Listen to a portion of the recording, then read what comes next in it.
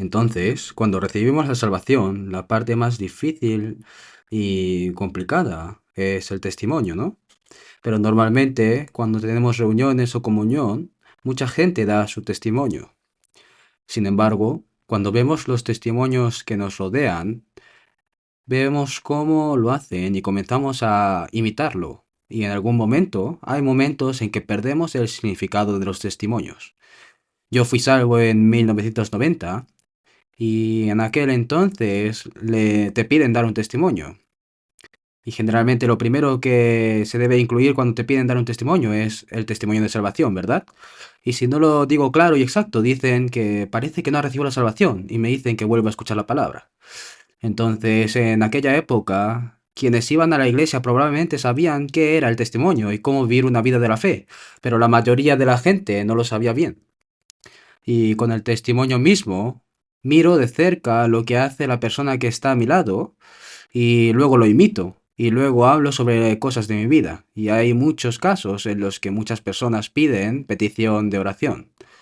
Una petición de oración puede verse como un testimonio, pero me gustaría que cuando tengamos comunión unos con otros a través de la palabra de hoy, demos más y más frutos de fe al dar testimonios reales. Miremos nuevamente el versículo 16. Salmos capítulo 66, versículo 16. Venid, oíd todos los que teméis a Dios. Gracias por leerlo conmigo. Aquí está diciendo, venid, oíd todos los que teméis a Dios. Temer no significa tener miedo o temor, sino respetar a Dios. Significa que deben venir todos los que respetan a Dios.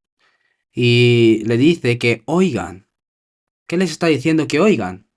Atrás dice, y contaré lo que ha hecho a mi alma. Dice que escuche todo lo que Dios ha hecho guiándome en mi vida. Esto es el testimonio. Entonces, el testimonio no se trata realmente de contar mi historia, sino de escuchar cómo Dios conduce mi vida, cómo me da vida, cómo interviene para librarme de mis necedades y pecados, y cómo recibo las bendiciones de Dios al seguir sus buenas obras. Esto es el testimonio. En general, intentamos contar muchas de nuestras historias, ¿no? Pero cuando eres salvo, no proclamas tu historia, sino lo que Dios ha hecho. Ese es el testimonio. Pero normalmente, cuando trato de dar un testimonio, trato de hablar de la vida que he vivido. Por lo que hay muchas veces en las que me siento avergonzado de hablar de mi vida en este grupo separado llamado la iglesia, ¿no? Por eso, ¿qué pasa? Que se muestran reacios a dar el testimonio. A veces no van a las reuniones porque mi testimonio me parece una carga. También hay personas que no van a la iglesia porque les dicen que lleven un testimonio a la reunión. Necesitan cambiar su forma de pensar sobre esto. A nosotros, cuando somos salvos, debemos haber sido salvos por la gracia de Dios. Y como pertenecemos a Dios, es decir, como hijos, no nos queda más remedio que vivir por intervención de la palabra de Dios.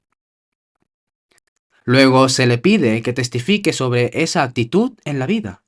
Generalmente, mientras vivimos en este mundo, hablamos de varias cosas con personas que conocemos y con las que nos sentimos cómodos. A veces incluso puedes decir malas palabras, ¿no?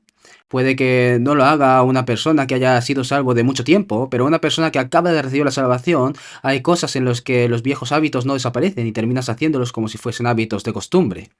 Pero cuando intentas hacer esas cosas, se convierte en una carga. Lo que digo es que un testimonio es una declaración de lo que Dios ha hecho por mí. Entonces, como no hablo de mí, ustedes, es fácil o difícil hablar de otras personas. ¿No? Eres muy bueno chismeando sobre los demás, ¿verdad?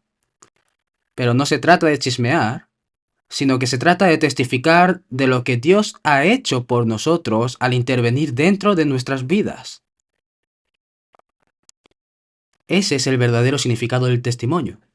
Miremos en Hebreos capítulo 13. Hebreos capítulo 13, versículo 15. Así que ofrezcamos siempre a Dios por medio de él sacrificio de alabanza. Es decir, leamos juntos, fruto de labios que confiesan su nombre. Se dice que el testimonio es el fruto que debe darse de las cosas que el Señor ha hecho. Esto significa que el testimonio es fruto de los labios.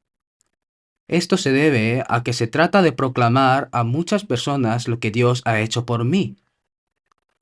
Pero dicen que el testimonio en sí mismo es una alabanza. Una alabanza es una historia hermosa. Una historia hermosa. ¿Cuál es la historia más hermosa del mundo? El testimonio. Es el testimonio. Estoy diciendo que la historia más bella del mundo no es un paisaje, ni la apariencia de belleza de una persona o una determinada historia de amor, sino la historia del Señor amándome, dirigiendo mi vida y proclamando las obras de Dios que yo he experimentado en ello.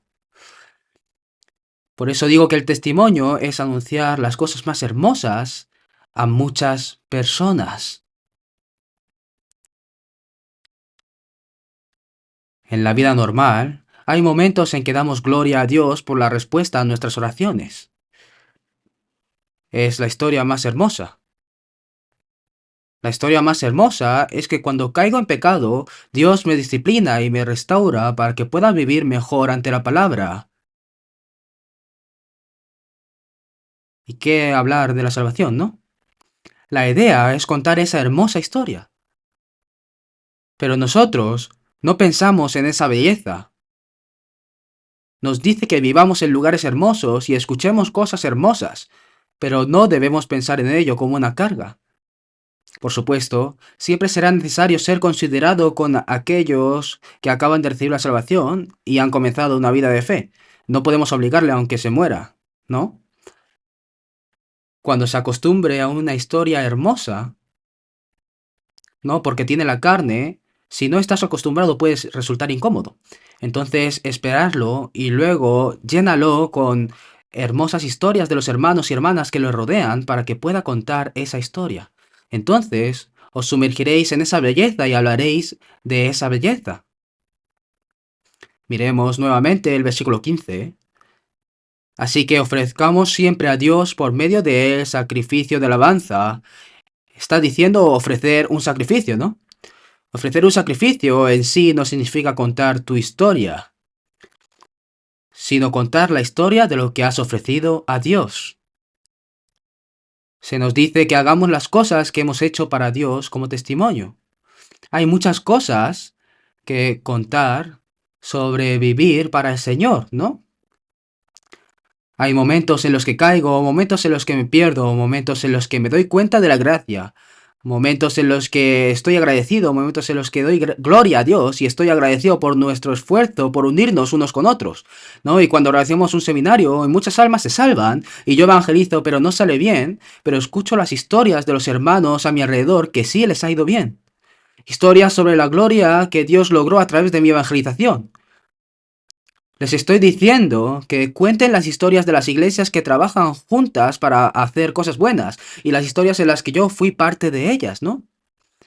¿No son esas historias lo más hermoso? Entonces, el testimonio mismo nos dice que aunque pueda ser una carga, es el fruto de nuestros labios que debemos realizar como cristianos si estamos viviendo para el Señor. Así que no lo pienses demasiado. Piensa siempre cómodamente. Sin embargo, si no intentas vivir para el Señor, al final no será fácil testificar.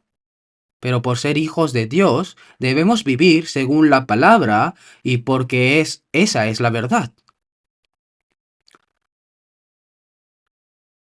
No deberías quedarte en el pasado. Realmente hay muchas historias que contar mientras vivimos nuestras vidas. Si vivimos de acuerdo con nuestra fe, pero como no vivimos según la fe, no tenemos nada de qué hablar. Esto significa que debemos mirar hacia atrás en nuestras vidas. Durante la semana y el mes siempre estamos viviendo mediante la palabra, pero si no tengo nada que decir, hay que recapitular mi vida. Mientras meditamos en la palabra y actuamos en ella porque es la verdad de nuestras vidas, y como hijos tenemos deberes y responsabilidades, mientras vivimos nuestras vidas tenemos tantas cosas de qué hablar en todos los aspectos.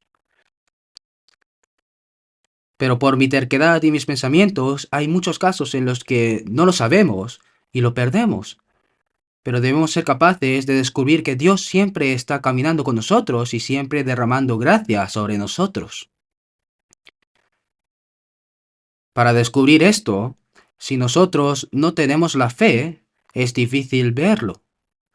Es un área que no se puede ver con los ojos físicos. Por eso dice que el justo por la fe vivirá. Porque dice que creamos que esta es la verdad. No saberlo, sino creerlo. Si crees y vives, podrás ver todo lo que Dios ha hecho. Job testificó sobre la gloria de su Dios al final de su sufrimiento, diciendo, de oídas te había oído, mas ahora mis ojos te ven. La fe en sí no surge naturalmente, sino que es algo que se refina y se crea a través del sufrimiento. Y esa fe nos permite ver la mayor belleza. Nos permite ver la mayor belleza, esa fe. El valor de mi vida cambia. Cuando vives según los estándares del mundo, es difícil entrar en el reino de la fe. Sin embargo, si vives en el ámbito de la palabra, puedes ver desarrollando la fe, ya que se dice que la fe es por el oír y el oír por la palabra de Dios. Un testimonio es una historia de vivir por fe y contar cómo la gracia y las bendiciones de Dios llegaron a mí cuando viví según la palabra. Dice que lo proclaméis a todo el mundo y a los salvos. Eso es el testimonio.